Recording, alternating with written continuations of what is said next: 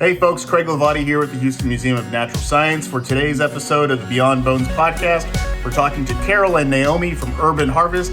Urban Harvest is a local Houston nonprofit that promotes growing your own veggies, fruits, and herbs in your own backyard. Yum, it's really good.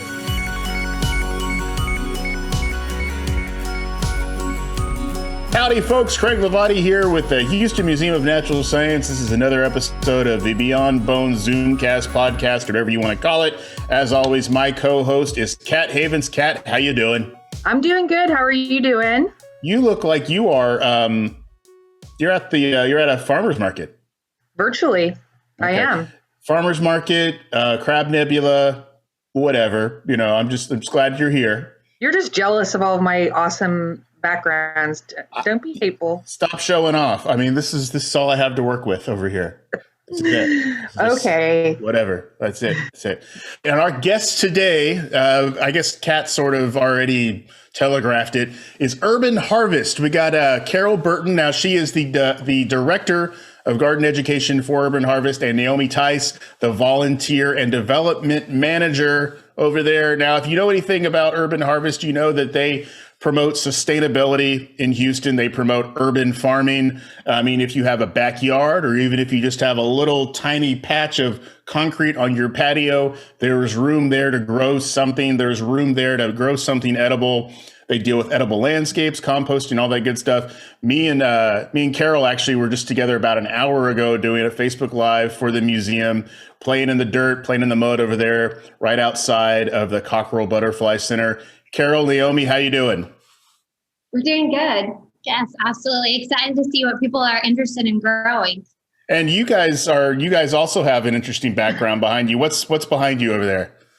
Yes, well, we have behind us our office teaching garden, which was underwritten by Green Mountain Energy Foundation, Sun Club Energy. So we have a rainwater catchment tank catching all of the water off of our office building in the very back.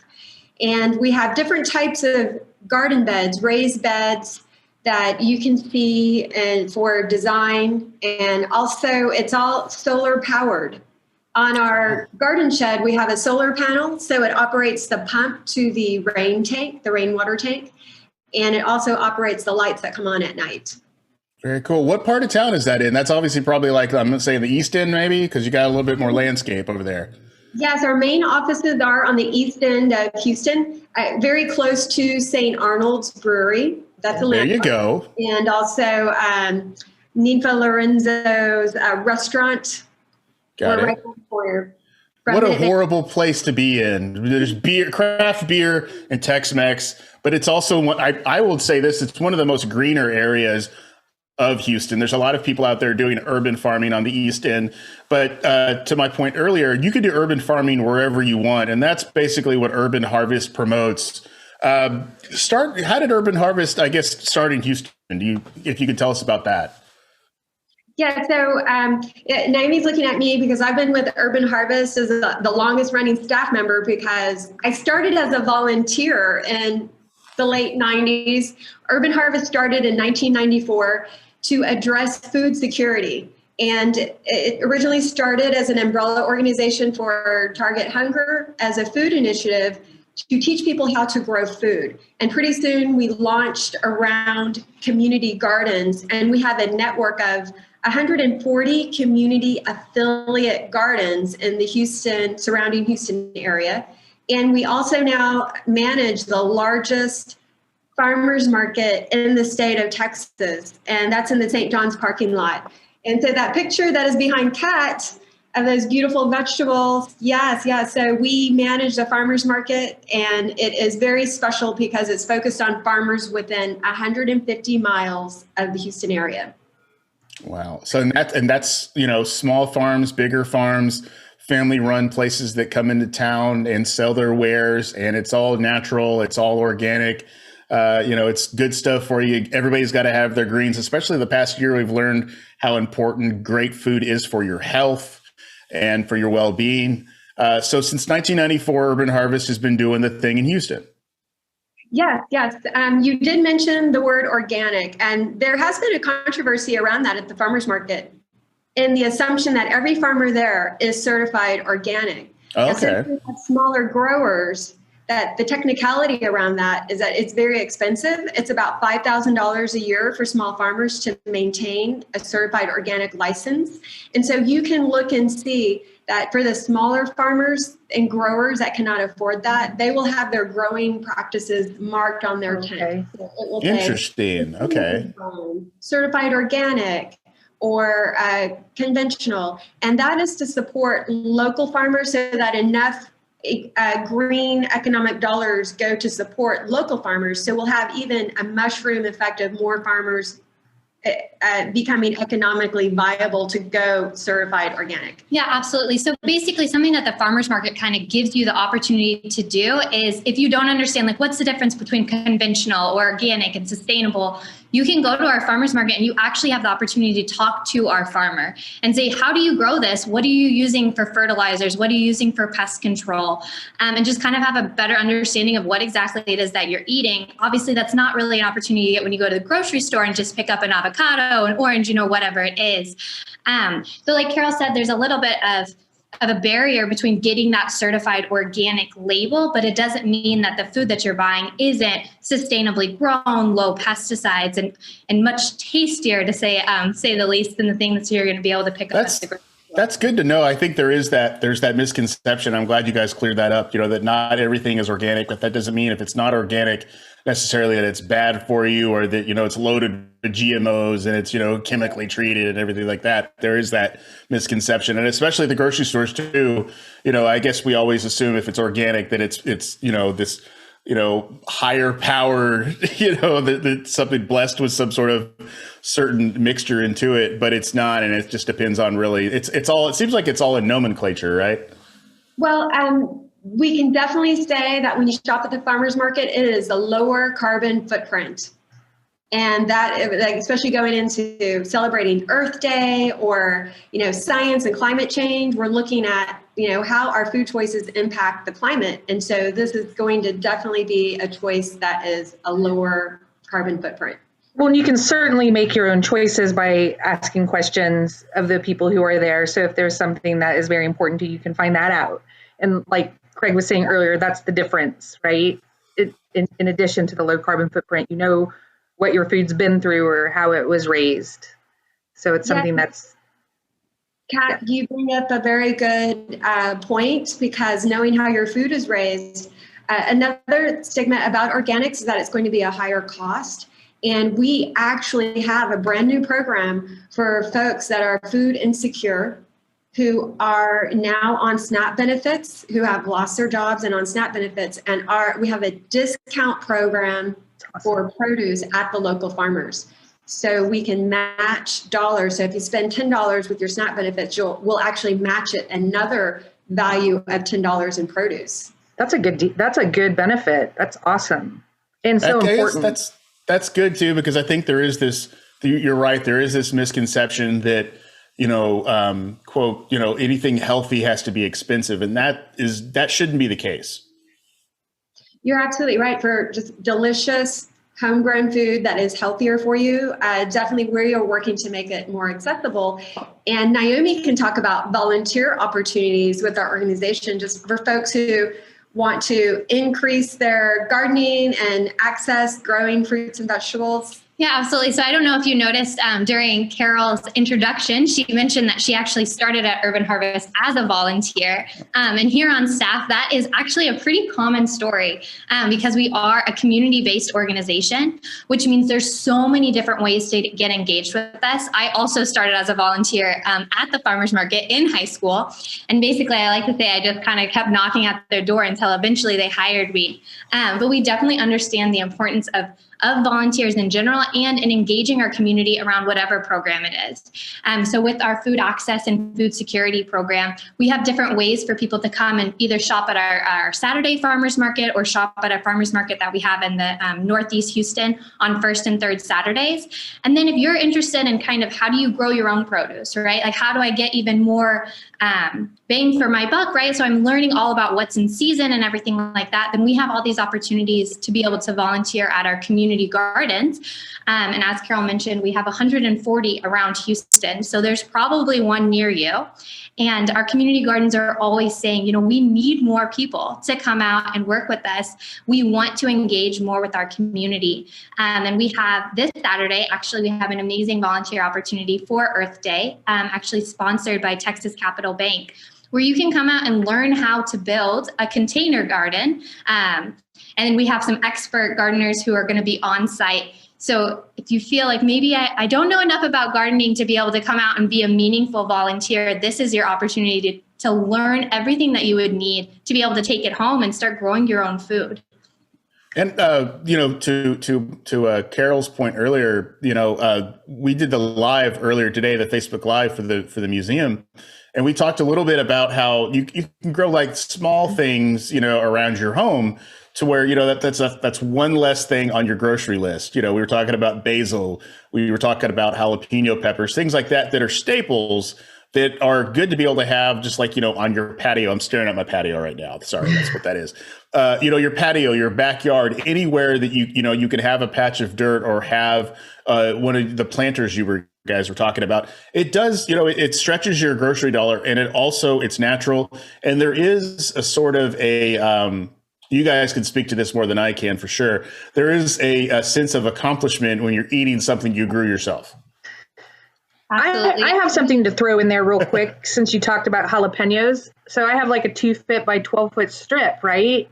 Do you guys have resources that people can get to that, like, what is like native, like kind of peppers, jalapenos, whatever would work in Houston, and when to plant them, maybe kind of instructional things available to the public?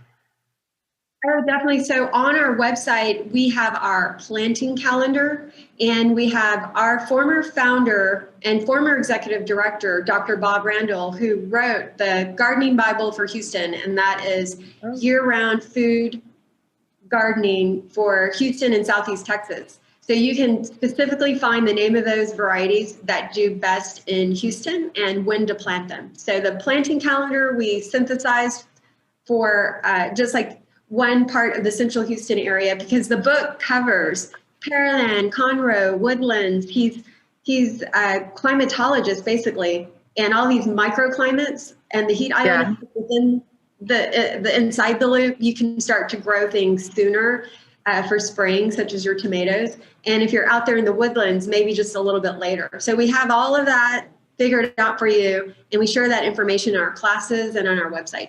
And that's urbanharvest.org. Mm-hmm. Urbanharvest.org. And it's funny you brought up microclimates, because I guess if you don't live in Houston, you don't live in the Houston area, you don't really understand how big the Houston area is. And, one part of the city can get 2 inches of rain, and the other part of the city will be sunshine. So it would make sense that there are certain times, certain elements where you cannot, or you should grow something a little bit later. The seasons are different, that kind of thing. What are some of the staple items that people are growing in the Houston area? Well, okay, so this kind of goes back to like you can grow something anywhere and cutting a few dollars off of your grocery budget. Herbs are such a great place for people to start because you really can put them in any kind of pot or container, whatever size garden, and I use the term garden very loosely, whatever size garden you have, you can start growing herbs. And it goes back to that sense of accomplishment, Craig, that you had mentioned, because when you have your basil plant flourishing, like I feel like, at least when I started, I had a lot of insecurity about my garden abilities. And once I started getting some herbs and using them in my cooking, I was like, okay, now I'm willing to try tomatoes and peppers and cucumbers and some other things that are really good for the Houston area. And they grow, obviously you can, we were talking earlier, you can go outside, snip off a few leaves, and there you go. You could, add that to a salad, add that to soup, something like that. And you're always, you always have that little staple there. And that's also good, and you guys were talking about, people that are, that maybe don't have the resources or the means. And it's something that, you can at least connect those dots. You can grow those tomatoes, nearby to where you're not having to go to the grocery store, because to your point, some of the herbs are some of the most expensive things in a grocery store. Right, absolutely. And you're like, I only need a handful of basil leaves. And if I can go snip them off, I'm saving like $5. And then as you continue to do that, it really does help you be like, okay, maybe now I have a little bit more space, or maybe now I'm willing to try something new. It's also a great way, like if you're not a huge fan of eggplant or something else like that, once you've grown it for yourself, you're so much more willing to try and put it in a dish because there's that sense of accomplishment that kind of goes along with it. Absolutely. And your friends can come over and you can go, yeah, I grew that. You can feel a little proud of yourself. And so the edible landscape classes that the museum and Urban Harvest, host together, lately they've been virtual, just due to the pandemic. But no, those are a really great start too. And then we have one coming up. Well, by the time you guys see this, it'll be already passed, but they have those all the time. If you check out our website, hmns.org and urbanharvest.org, you'll be able to find something. There is a class for everybody when it comes to Urban Harvest. And I'd also like to mention about those classes, we haven't in the past, but we are now offering continuing education credit for teachers that take those classes so that they can bring this idea of sustainable food and gardening and that kind of thing back to their classrooms and back to their campuses, right? Because we do have a lot of schools that participate in your programs too, that you guys do a lot of support for, which I was amazed by what is available and what you guys offer. I got really excited about that. Can you guys tell us a little bit about what you do with schools? Sure. That is it's also another program. We are literally like 4 nonprofits under one umbrella. So with our youth education programs, we have the level of affiliate school gardens in which anyone could become an affiliate, any school. And then we have our visiting garden educator partnerships in which we have garden educators on a regular basis as a vendor to HISD to work with the school. And it's a true collaboration on developing an outdoor classroom for science, culinary arts, just to integrate the subjects during the day. And as part of that, professional development for teachers to get them the resources and training to continue to use the garden and support the garden. So basically, one of the accomplishments that we successfully created 1 year ago for Earth Day, we were able to digitally publish our school and youth garden guide. I'm so excited about this. I should uplift my voice a little bit more to talk about the School and Youth Garden Guide. I'm kind of thinking about all the sweat and tears it took to publish this compilation of everything for school and youth, for parents, for teachers, for parent volunteers at school gardens, even if you're just starting out with gardening, because we focus on the 20 easy to grow vegetables for the Houston area during the school year. And during the school year is absolutely the best time to garden in Houston. And that's from October to February, March, when we can grow everything that everybody else up north will be growing during the summer. We can grow during the cool season. Now you're getting the educator excited. I was going to say, and to Kat, hopefully you'll agree with this. I'm going out there on a limb here, but when you're teaching children how to grow things, you're also teaching them a whole litany of other, there's chemistry involved. There are, certain, groups that, and varieties and whatnot, and all those other big fancy words I can't remember right now. It's cross-curricular. I mean, you've got history, you've got math, you've got science, you've got all kinds of things in the opportunity to introduce new foods into their diets, and you have all sorts of learning opportunities. It's a really kind of one of those holistic things, one of those holistic topics that are just kind of a teacher's dream. Because and Carol and Naomi, you could probably speak to this too.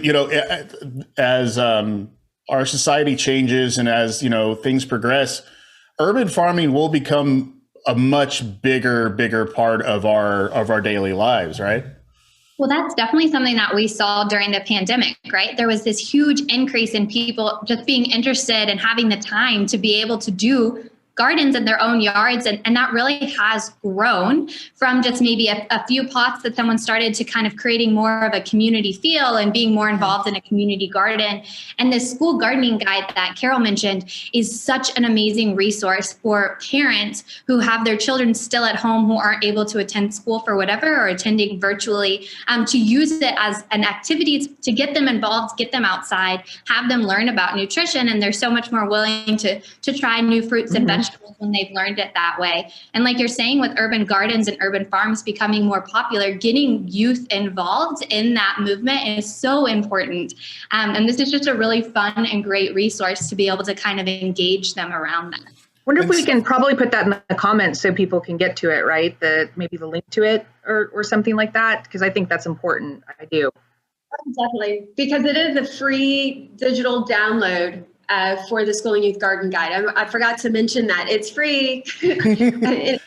Once you register, you can provide a donation if you feel so called to Urban Harvest. But basically, it's a free resource that we've been able to provide and feel so fortunate to have the supporters to help us publish a hard copy and to offer it for a free download as a resource. Awesome. And you were talking about, over the past year with the pandemic, more people were working in their gardens. My mother, she works in the gardening and mulch industry, and she's just been slammed over the past year because, the first few weeks people are like, okay, what do we do? And then all of a sudden they're like, I want to go work in the garden. I want to go work in the yard. And all of a sudden they needed mulch, they needed seeds, they needed all these good things. And, and now people are self-sufficient. I will say this, my grandfather, my late grandfather, he had a pretty nice garden out in Pearland, and he was growing okra, tomatoes, all these amazing things.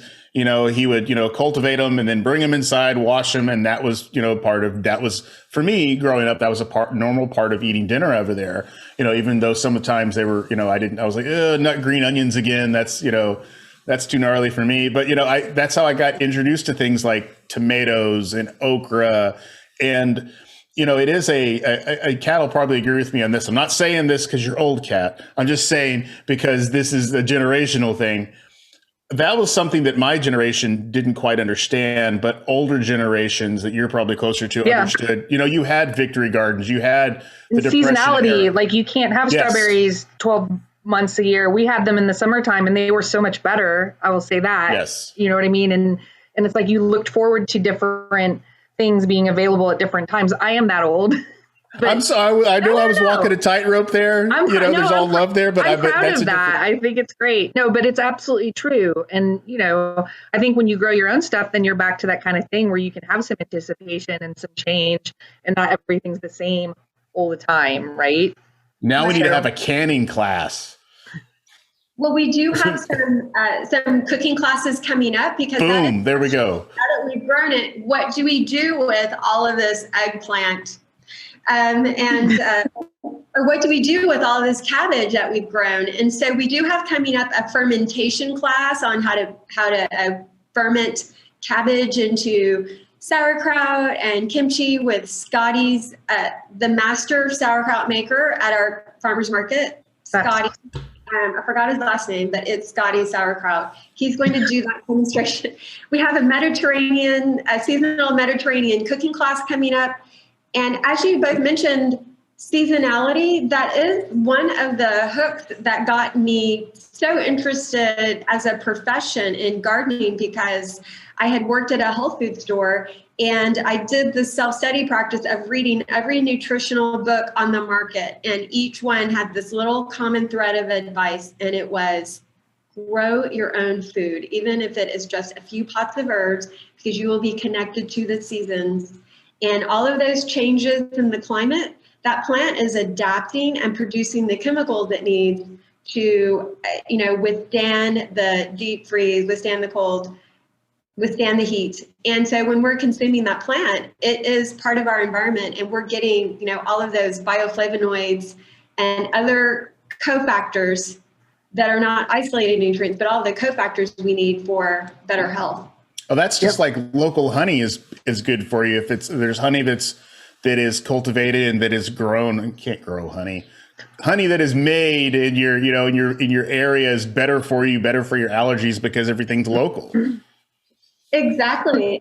And that ties into our pollinators. So when we teach organic gardening practices, it is tied into recreating an ecosystem of our native habitat. So we're not only growing just the kitchen garden and the vegetables, but we are incorporating herbs which attract the bees and the butterflies and the little micro wasps that harvest the caterpillar. So it's ecological pest management, attracting the pollinators, and for kids, it's learning the life cycle. And that's how we really love to connect to the Museum of Natural Science, because you have that awesome butterfly atrium. And so that connection of butterflies and the magic of celebrating butterflies is part of gardening, and how we can continue to share that love of gardening to the next generation. Absolutely. And it's also why we always encourage people to come out and volunteer at their community garden, because you'll just find these expert gardeners who have been doing this for years, and they just want to be able to share their information with you. So if you've started your own garden during the pandemic and are kind of wondering what's next, we definitely recommend taking a class, but then also finding a community garden to get engaged with and kind of interacting with some of that older generation, Craig, that you had been mentioning, who have this deep connection with their own food and kind of passing that along, because that's where you can see what native pollinators have they already planted in your neighborhood and what can you bring back to your own garden. And I think we're all seeing right now all of the beautiful wildflowers and things like that throughout Houston, and just knowing kind of which varieties to pick and everything else like that. There's so much information out there for sure. Yeah, and when me and Carol were doing our little composting Facebook Live, she was even pointing out some stuff in the yard over there at the museum that were edible. And I was a little reticent about that. I was like, oh, do we want to tell, parents and kids, just come to the museum and eat out of the grass, just start eating leaves. But you even said there was, something over there that was a variety of okra. There was blackberries nearby, I believe, and just things like that. I mean, obviously use caution if you're going to eat anything. But that's the thing. If you go to Urban Harvest, go to some of their classes, and they will tell you, obviously, what you can and can't eat, correct? Yes, we have a really exciting class that's actually coming up, I think in the beginning of May, that is called Foraging in Your Backyard. So it's that whole idea of what is growing back there that you might not even recognize is edible, and kind of giving you some tips on how exactly to identify it and make sure that you're being safe when you're harvesting those things. But just kind of expanding all of our understanding of what's growing in Houston and how we can eat it and use it. There's some, correct me if I'm wrong, but there are some local restaurants, I believe, that grow their own stuff, like on the same site. I think it was Cultivare in the Heights, I believe. While you're waiting there, you can sip on wine while you're waiting for your table. And there's a garden out there that they grow like little elements from their menu. Yes. Yeah. So restaurants and chefs who are connected to seasonality and able to have demonstration gardens to show how the food is grown. We, as foodies, we love that, and we highly encourage it. And so through our classes, definitely folks can also, right outside their backyard, have a kitchen garden to add to their culinary cuisine. And going back to weeds, the class that we have coming up, part of the motto is eat your enemies. So we're going to learn how to identify which of these weeds that are pesty are edible, and which one not to eat, and which one not. Give me an example of a weed that you can't eat. Oh, okay. So here's a weed that grows in the garden, and it's highly nutritious. It is one of the only plant sources of omega-3s that you usually get in salmon. And so the name of that weed is purslane. Okay. Purslane is this little weed that looks a little bit like a succulent, and it grows in dry, hot soil that without any care, it just kind of comes up. And so in some gardens where folks are just kind of like a little bit frustrated, they're pulling it out, and it was like, oh, hey, wait a second. Some of the farmers are starting to bring this to market. Let's harvest it and snip some into our salads. But you have to make sure that if you're going to be eating something like that, that you can't have been spraying pesticides on it. Obviously, that's common knowledge. I hope so for you guys out there. Please don't eat things with chemicals on them. But you have to make sure they're relatively clean. That's why you have to go to class. That's why they're here to educate. You got to go to class. Don't listen to me. Listen to me. Listen to these folks. Don't stick things in your mouth that you don't know what they are. You got to trust people to an extent. You're absolutely right, because there's one ground cover that is often grown to help improve soil, and that's hairy vetch. And hairy vetch, adds nitrogen to the soil. It fixes nitrogen in the soil. A lot of farmers grow it in between crops, but basically it's extremely toxic. So you don't want to eat any part of that plant. And so it is a really good idea to know your plants. Like if you don't know about it, do not eat it or put it in your mouth. In Death by Natural Causes, Craig, we have the whole section on mushrooms. That is which true. are not plants. I just would like to let people know that I'm aware. They're plant adjacent. That tell you this one is tasty. This one will kill you. So this one will make other fun things happen. So just make sure you know what you're eating. Urban Harvest, Naomi, Carol, thank you very much for this.